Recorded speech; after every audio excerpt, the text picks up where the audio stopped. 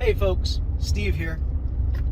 Hey, I am on my way to, it's a Sunday, didn't need to be at the job site today, and so I am heading to my school where I teach, and we are having a big career day tomorrow, and it's really cool.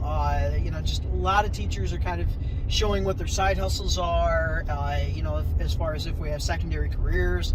Sometimes in teaching it lends itself to that. I know a lot of teachers who paint, for instance, and of course I do the contracting thing, have been doing that forever. It's kind of like it was a natural progression from being a college student working in the summers for construction, learning skills, amassing tools, and that I was able to just kind of extend that out and then become kind of like a secondary career that I've kind of weaved into and out of, depending on the on the need and the work available and all that. So anyway, so I'm on my way to school. I've got the trailer in tow, and I've got my workbench, and I'm going to just basically set up and go through a few things, showing basic tools that you would need for home repair, basic tools you would want if you were, bumpy, bad roads. I'm very rural in my school district, and I'm taking a rural way to get there, so all back roads. Beautiful drive though, lots of, depending on the time I come through, lots of deer to see, hopefully none to hit, turkey, things like that, just beautiful. Right now I'm actually over the border because I teach, because I teach in Pennsylvania, but I live in New York State, right on the border, and it's a good time, but yeah, a little bit rural.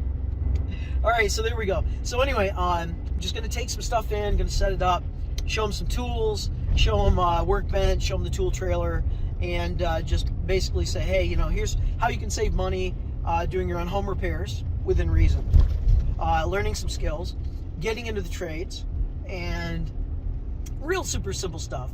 I have 3 sessions of middle school, 7th and 8th graders, and I thought I was only doing things for high schoolers, but I forgot to check that box on the form apparently. So I'm going to be giving this for all the grades, and not quite sure what I'm going to talk to a 7th grader about as far as tools and everything, but hey, they signed up, so there you go. Well, that's the idea. I'll chime back in with you when I get there and start the setup process, providing that I can get in the school. This is going to be a long drive if I can't get into school today with my badge. Everyone says I can, but I've never tried it on a Sunday in forever. So I guess we'll see on that. But anyway, I will check in with you here. Well, for me, it'll be about 30 minutes, or 30 to 60 minutes. For you, it'll be like that. All right. All right, just pulled into the school and got backed into where I'm pretty much just gonna open up the trailer when the tomorrow comes, and they'll be able to walk inside from the what we call the bubble room with the glass doors. This is just one of our back entrances that used to be, well, the back entrance. So anyway, they'll be able to come out if they want to look. Pretty much more for the high school than the middle school. I don't think they'd be terribly interested in tools in the trailer. But anyway, so I'm heading in, and I'm about ready to set up my workbench. And so I'll just show you along the way, I think, just what's going on today. So awesome day, northern Pennsylvania, right? Love it.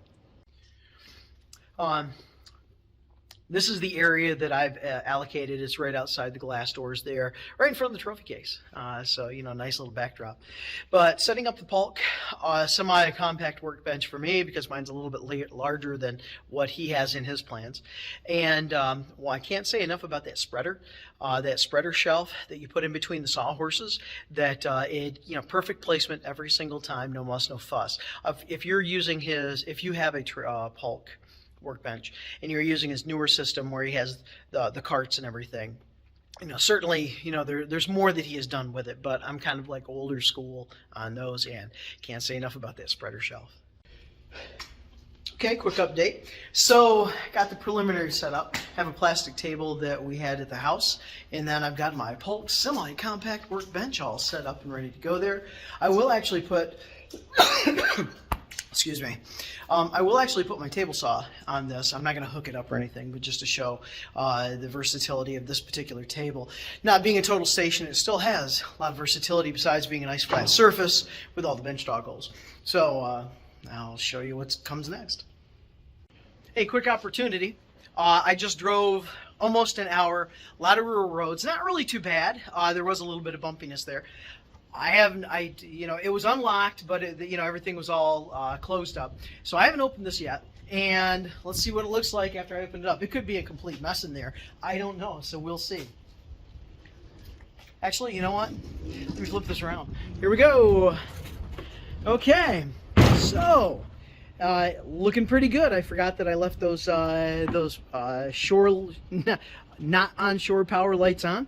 I did have one thing that fell down, and that's just a tall space heater that I use on occasion when I'm in here in the winter.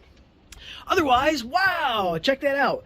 Nothing really displaced anywhere. Even the tools are all in place. Oh, this is awesome.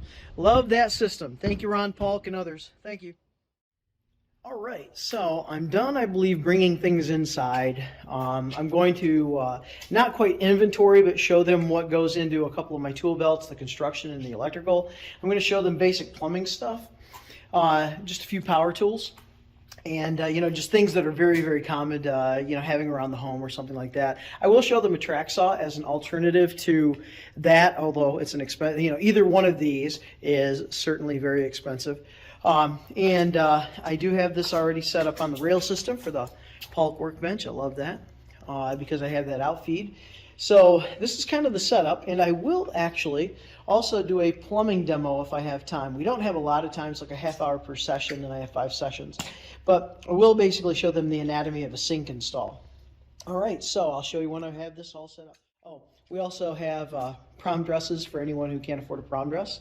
And this is not me. And we offer a lot of free clothes for our students because we are very rural, and like 75% of us are free and reduced lunch.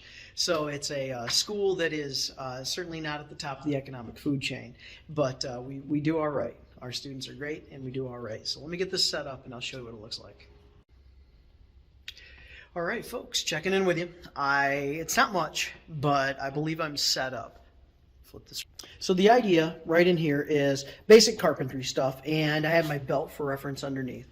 So, what do I need to do basic carpentry? Well, right here it is. The stuff in the front is pretty much on every job, a few specialty tools back there. Nothing overly critical, just, hey, if you need a basic set of tools, what's it going to look like? Well, that's pretty much what it's going to look like. Of course, power tools and all that are different.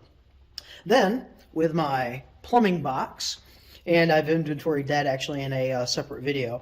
I set out, basic, like, what am I going to grab if I go inside of a job just to do a quick repair or work on my own sink, pretty much that. I have a few specialty tools set up for sink, and then just a couple of extra things that I have that are, maybe grab and go for various jobs, and that would be plumbing. Then over here, I have some electrical, and again, this is super, super basic.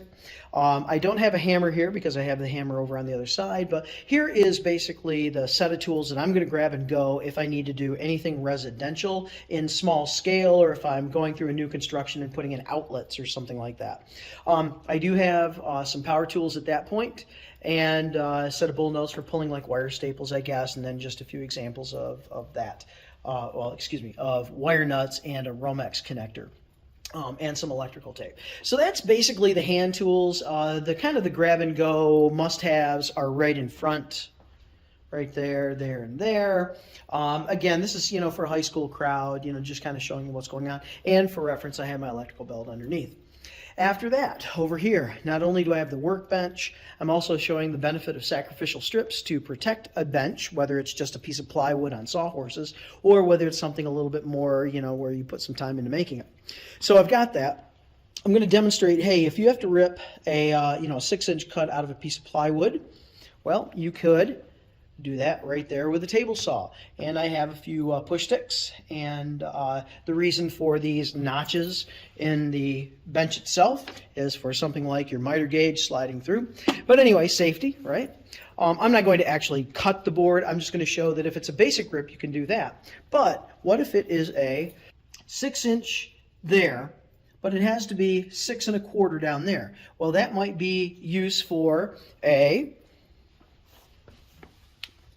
regular circular saw or a track saw. If you're going to use a circular saw, then what you would want maybe is something to draw a straight edge like a T-square. That would be easy enough. Or you could use a track saw, you know, if you have the opportunity to have something like that.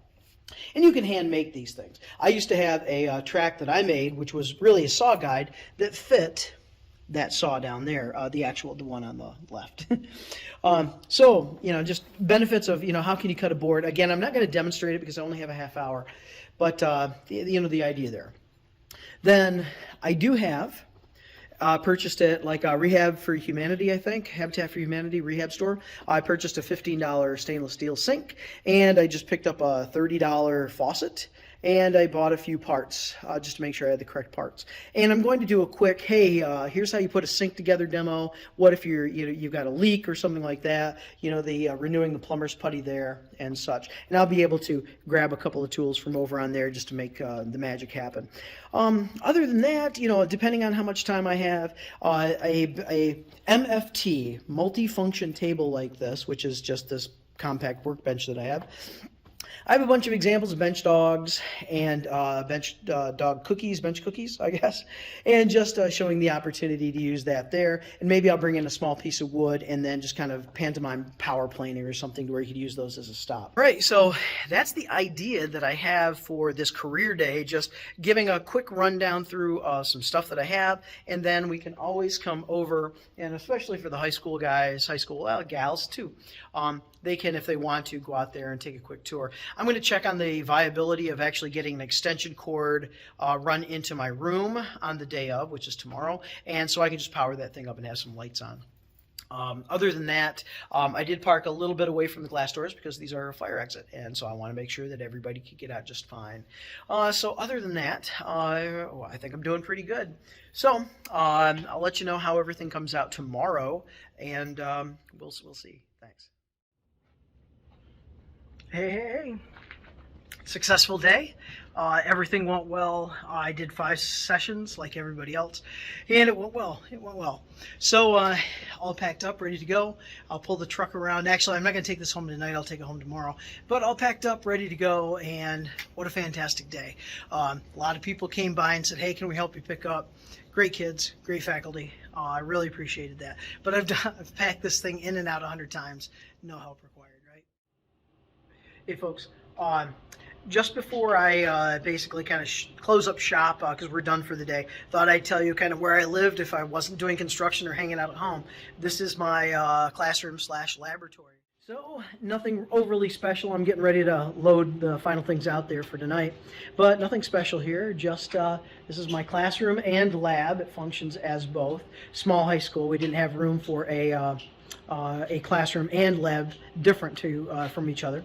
So anyway, then up here, I just threw that on there because that's where my magic started to happen when I found that guy and found his trailer, and then built mine out. And from there, I've been doing construction before. That's my classroom, and it's where I live when I'm not doing the other thing that I love so much. So anyway, I'll wrap up, show you the trailer all packed up, and we'll be good to go for today. What a fantastic day. Community outreach, careers, all kinds of skills, tying ties, how to tie a tie.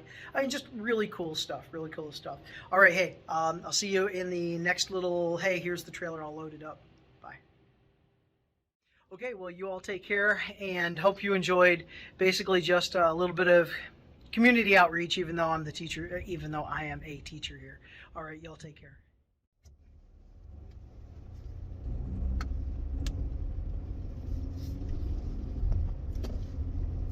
Hey, folks, just finished setting up. Sun came out finally, stopped snowing, at least where I'm at. And I'm on my way home for today. Took a couple of hours, all said and done, not counting the hour drive up and almost the hour drive back. I do live an hour away from where I teach, which actually goes to really credit the place I teach at. It's really a great place, great kids, great faculty, a lot of cool things happening. So A+ to all of that. But anyway, and it makes the drive certainly worth it. And I get to drive back roads, and I love driving back roads. It's always been in my heart to just wander around, look at deer, look at trees, watch the clouds, that kind of stuff. So anyway, ready to go for career day, and really excited just to have the kids be able to take a day and go talk to a lot of teachers about a lot of different things. And it's not just that. we have one teacher that is actually going to, that has whoever, now this is purely voluntary, if you know, the kids sign up for what they want. But we have one teacher who is a former Marine. He's actually our music teacher now. And this guy is squared away. I mean, hua squared away. And he is actually going to teach teach the kids who sign up how to tie ties, you know, which is kind of a lost art in some respects. And so he's going to actually show them how to tie ties. Not too long ago, he actually put out a word, hey, any fellas in the building, do you have any extra ties that you're not using anymore? Because he wants to give a tie away to every student that goes through his class, or that, you know, his half-hour class. And I thought, wow, that's cool. And I think he had almost 60 kids sign up for that, which is awesome. And so I got online, hit Amazon, and said, you know what, this is credible. And so I went ahead and bought, I don't know, a pack of 40 ties, I think, something like that, kind of rather plain colors, so they kind of go with anything. Because he already had it more than half, but I wanted to make sure that everything was there. And so, you know, got those for him, and he was, of course, very appreciative. No one is expected to do anything like that, but I thought that was a really, really cool idea to, you know, just something completely functional. You know, I'm doing tools. You know, that's great and all, but man, you know, tying a tie, I think is, wow. Again, I'm not smart, and I don't have really good ideas, so I have to steal them. That's why I'm doing videos. You know, I'll throw all my stuff out there, but I'm looking to steal ideas from all of you who actually put your own videos up. So this is me kind of paying you back. But that's why, you know, I see a good idea and I just want to, you know, kudos, credit to it, and that's it. And we have a lot of other things going on. We have one teacher that is actually going to go through the idea or the process of your first plane ride. You know, if you've never been, and I would be willing to bet most of our kids have never been on a plane before. You know, maybe that's true of most high schools, but I know in our high school it is true. So, you know, the fear of something new like that, what can you expect when you go to the airport buying a ticket? What do you expect when you get on the plane, and all of this kind of stuff? And I think she even got those snacks like the Biscoff biscuits or the pretzel snacks or something like that from one of the local airlines, you know, about an hour away. Close to where I live, we have a regional, I guess it's bigger than that. It's an airport, a couple of runways, bigger planes land there. But so, you know, just great stuff there. So, you know, it's not just all about careers. It's about a bunch of different skills that you can have that we could share as teachers from our experiences. Mine, of course, was naturally construction, but so many teachers are doing so many different things. You know, preparing resumes, interviewing skills, I think, is one of them. So a lot of cool stuff. I'll tell you how my day goes, but I'm on my way home. Thanks for sticking with me, and I will kind of give you an after review. You know, after action review is what we would have called it in the Army, an AAR. You do something, you come back, how'd we do? What happened? Excuse me. Battling a cold cough, sorry. So, you know, I'll give you an after action review to let you know how my day went, and if I hear from other teachers, I'll let you know how their days went. But I can't imagine it's going to be anything but cool. We have a great student body, and they will, even if it's boring, they'll stick with you, and they'll just cheer you on anyway. So, you know, really good kids in that respect. So, okay, that's what I have for you. And so I will see you in the after action review. All right, catch you later.